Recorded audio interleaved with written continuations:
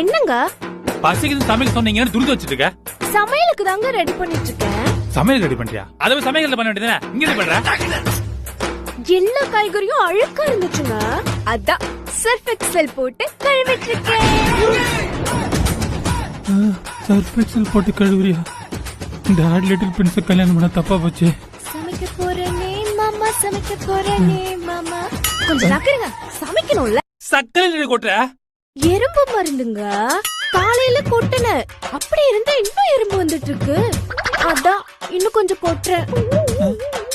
எறும்பு மருந்தா? என்னங்க காஃபி? காஃபியா?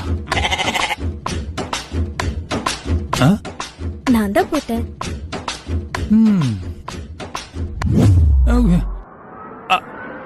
அப்ப காலைல கொடுத்த காஃபில இதுல போட்டதா?